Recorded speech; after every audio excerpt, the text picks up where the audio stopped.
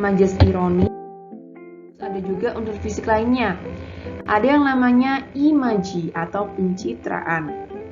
Jadi, saat kalian itu membaca puisi, kita itu seolah-olah dapat melihat, mendengar, merasa, meraba, mencium, dan merasakan. Jadi menggunakan 6 panca indera ya. Menggunakan 6 panca indera bisa melihat, mendengar, merasa, meraba, dan mencium. Contoh kalimatnya adalah yang pertama, lemari tua itu masih ada di ruang ini.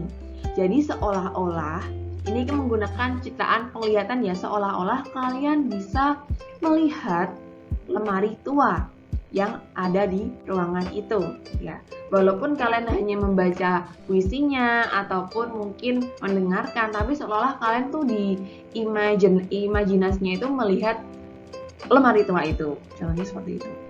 Dan yang kedua, contoh citraan penciuman. Alangkah harumnya mawar ini. Nah, kalimat ini seolah-olah kalian bisa mencium harumnya bunga mawar yang sangat segar, yang sangat fresh ya. Seperti itu.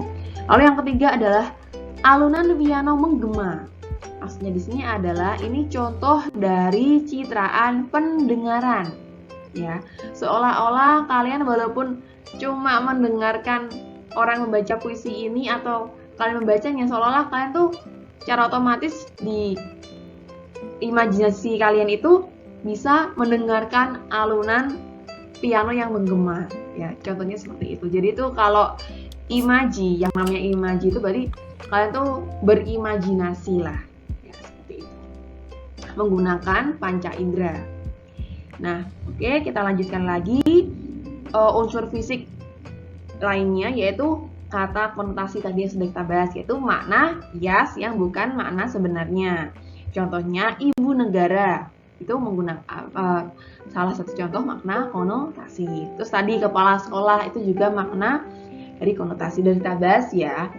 Nah, kita langsung ke berikutnya, unsur fisik berikutnya, yaitu rima, irama, ritme atau irama atau ritme, dan metrum.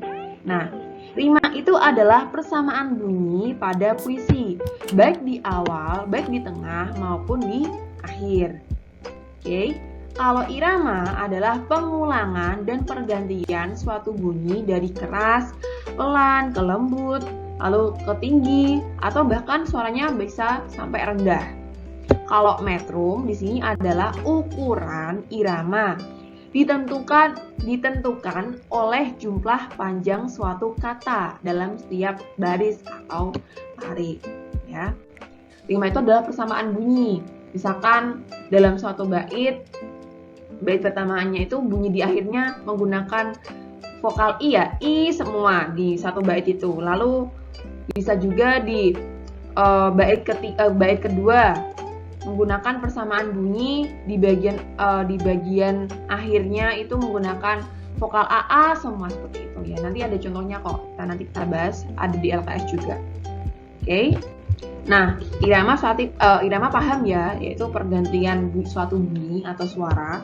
Kalau metrum itu adalah ukuran. Jadi metrum itu adalah yang menentukan ukuran irama itu ditentukan oleh panjang sebuah kalimat atau larik dalam sebuah bait ya. Jadi seperti itu ukurannya lah. Nah, selain tadi rima, irama, ritme, nah unsur fisik yang selanjutnya adalah tipografi. Tipografi ini adalah bentuk penyajian dari sebuah puisi. Nah, ini ada beberapa contoh ya, saya ambil 4. Ini kan bisa tersusun seperti ini, puisi kontemporer ini tersusun menjadi sebuah segitiga ya.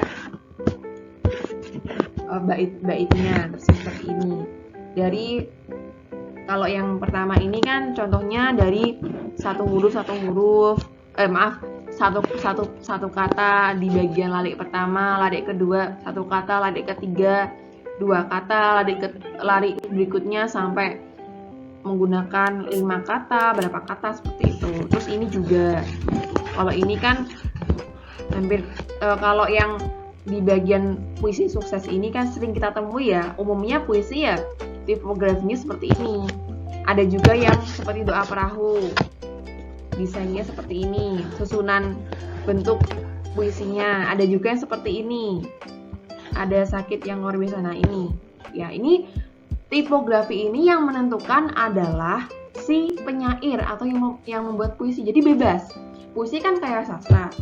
Kayak sastra itu bebas mengekspresikan. Mau tipografi puisinya itu mau dibuat bentuk love, bentuk apel, atau bentuk lingkaran, atau bentuk bintang, itu terserah seorang penyair atau kalian yang mungkin membuat puisi itu terserah kalian, karena karya sastra itu bebas ya, bebas universal.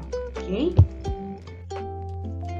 Nah, tadi kan kita sudah bahas unsur fisik ya. Kita lanjut membahas unsur batin puisi. Oke.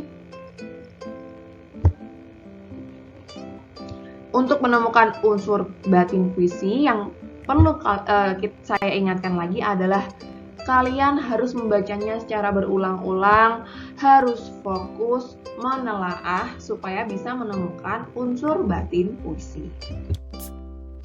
Nah, ada 4 unsur. Ada 4 unsur batin puisi. Yang pertama adalah tema atau sense ya. Tema atau sense ini adalah inti atau ide pokok dalam puisi yang bisa mewakilkan secara keseluruhan dari puisi ini. Tema kan tema kan bebas ya. Misalkan temanya tentang patriot, tentang politik, atau tentang kasih sayang orang tua, itu bisa ya. Sekolah, pendidikan, yaitu tema dari sebuah puisi ataupun karya sastra seperti itu ya. Atau temanya mungkin yang kalian suka percintaan, contohnya seperti itu, atau temanya tentang pertentangan, itu bisa ya. Oke. Lalu ada juga yang namanya unsur batin perasaan atau feeling ya, feeling. Jadi perasaan ini biasanya tergambar dalam puisi tersebut. Jadi ini adalah bisa menggambarkan suasana, rasa yang kita bisa rasakan saat kita mungkin mendengarkan puisi ini atau membacanya.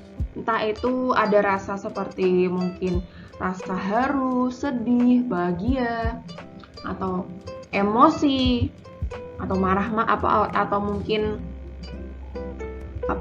bisa sedih, bisa marah, bisa bahagia, itu bebas ya. Perasaannya itu bisa tergambar lewat puisi ya.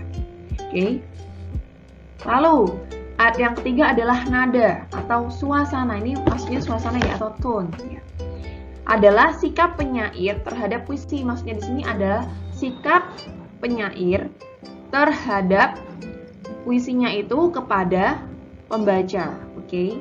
Kepada pembaca itu seperti apa? Mau digambarkan seperti apa sih puisi ini? Apakah nadanya itu akan mendayu-dayu karena puisi ini temanya sedih, atau puisi ini menggunakan nada metrum, nada yang mungkin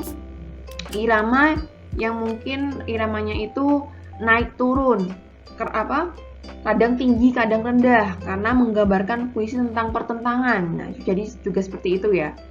Lalu yang keempat adalah amanat.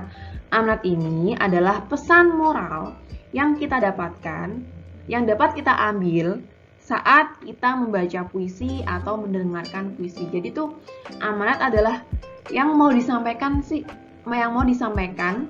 pesan yang mau disampaikan oleh penyair atau si pembuat puisinya. Oke. Jadi keempat unsur ini itu tuh tidak langsung kita bisa mudah memahaminya, tidak langsung bisa kita temukan. Perlu penelaahan khusus, perlu kita fokus membacanya berulang-ulang agar menemukan keempat unsur batin ini. Jadi perlu ekstra ya, perlu ekstra kerja keras untuk menemukan unsur batin. Sampai di sini, nanti kita akan lanjut ke video pembelajaran berikutnya yang membahas tentang menyimpulkan unsur pembangun puisi. Ini kan durasi ya. Nah, sampai di sini dulu, kita lanjutkan ke video berikutnya ya. Terima kasih sudah menyimak.